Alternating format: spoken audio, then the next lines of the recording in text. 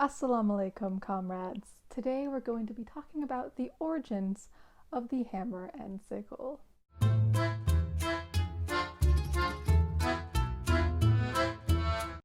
Hi, my name is Lady Izdihar and I'm a historian on Eastern Europe and Russia.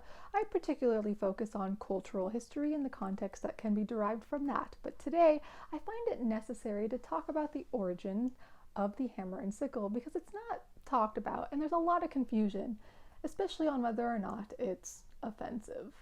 In short, the hammer and sickle represents proletariat solidarity, that is, the solidarity of workers.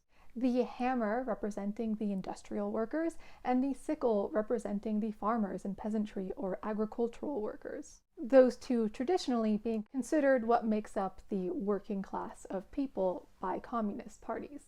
Something really interesting that I don't see enough people talk about is that farm tools and equipment of industry tend to be used historically as representatives of the working class people or the proletariat, long before the Soviets did. We see this showing up in Chilean currency in the 1890s, as well as famously the plow is used by the Irish Citizen Army, unveiled in 1914 but then used in Eastern Rising a couple of years later.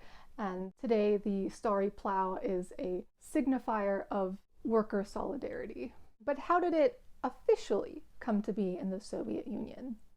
Lenin held a competition. But also, being an important symbol of the Russian Revolution, the hammer and sickle is in almost every Soviet socialist flag and emblem throughout the entirety of the USSR. Let me show you those. And perhaps I should put them on a map, because some of you don't know geography. So first we have the Russian SFSR. Yes, Russia was its own independent republic, and this is the flag for it, not what you're expecting, right? Then there's the Ukrainian SSR. The flag for Belarus is actually almost identical to the flag today, with the exception of the hammer and sickle, of course. Then there's Uzbekistan.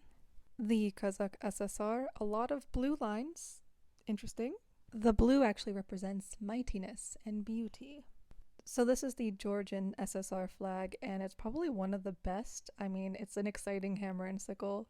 Here is Azerbaijan, Lithuania, the Moldovan SSR, also the current flag of Transnistria, so it's one of the only current hammer and sickle featuring flags. This is Latvia, Kyrgyzstan, Tajikistan, Armenia, Turkmenistan, and Estonia, another one with a wave. Now you may be thinking, Izdihar, these are not the hammer and sickle Soviet flags that I'm thinking of. What about this flag? What does this represent? Well, this Soviet flag represents all of the Soviet Socialist republics. Also important to point out that with the exception of the Moldovan SSR, which is now used as the flag of Transnistria, none of these flags with the hammer and sickle are currently in use anymore.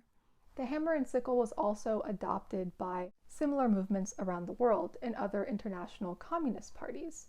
I recently came across this really interesting graph. And feel free to pause to take a closer look. I actually found this on DeviantArt, but yeah, it goes over all of the major regions in the entire world and their local party flags and their preferred use of farm and industrial tools in the symbolism. It is slightly out of date. I know they're definitely missing a certain party in the US, and I'm sure in other parts of the world as well. Comment and tell me which one's your favorite, by the way. Over the years, the hammer and sickle took on other meanings as well, like the hammer being power and the sickle being efficiency. There's also some parallels with gender equality, the hammer being the man and the sickle being the woman, all to represent the equality amongst all genders brought by communism under the Soviet Union, and the importance of them working together, side by side, not segregated like in many Western societies at that time. Also, the hammer and sickle being equally important, not one being weaker than the other in particular. But is it offensive? If you are someone on the internet who uses the hammer and sickle on their profile, you've probably gotten comments like these before, that it's the same thing as a swastika. Am I allowed to say that on YouTube? I really don't know. Swastika. You know what I mean. But it is not even comparable. But this all depends on how you view things. For me, I don't consider it a bad symbol, a negative symbol, a symbol of oppression, but someone else might. In fact, in other countries, the symbol is banned. Mostly in former Eastern Bloc countries to some degree, like it can only be used in a historical reference, but also in Indonesia, Taiwan, and South Korea.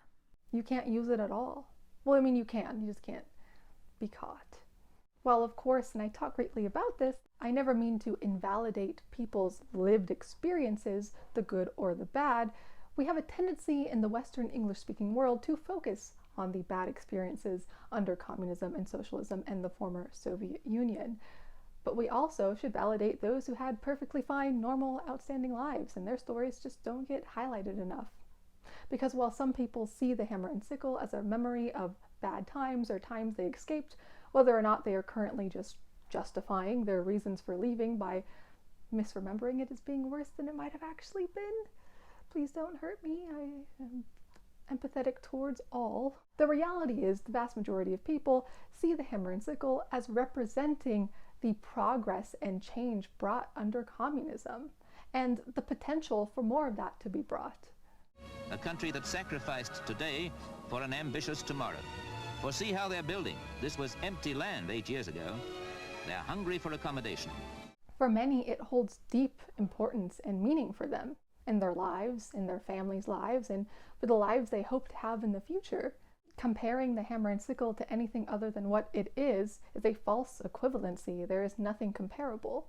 I personally feel like any controversy that it brings is quite fabricated. Of course, you can and will disagree with me. That's fine. But just remember, to a vast majority of the world and those who lived under the hammer and sickle, it represents something great and not tragic, like English-speaking sources might want you to believe. Let me get my hammer and sickle. I have one on hand. Actually, I have two on hand, but here's the more iconic one on the Soviet flag. You know, who does this really offend, though? That's something else to think. If you are taking offense by a symbol that represents equality of all working people, of all genders, a betterment of life, and the empowerment of those who were previously enduring harsh working conditions and serfdom, if that bothers you, maybe you should do some introspection, because a symbol does not individually represent your personal negative experience that you might have had. Again, it doesn't mean you're not allowed to grieve whatever you went through or that your experience isn't valid, but is the symbol to blame? But Izdihar, what do you think? How do you feel about the hammer and sickle? Honestly, I think it is quite iconic, as the kids say. I think it's incredibly smart to symbolize literal tools wielded by the working class that were empowered through communism. It's quite genius, to be honest, to have such overt and literal representation of those workers that this empowered. It also just aesthetically looks really nice. I think there's a lot of critique about leftist, communist, Marxists on the internet and how they're just doing it for the aesthetic.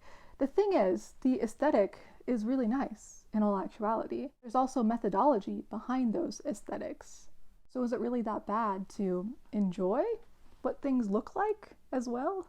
They don't have to be boring or ugly for them to be meaningful and useful and important and hold a legacy. It looks great, and the meaning is great, and I personally really like it.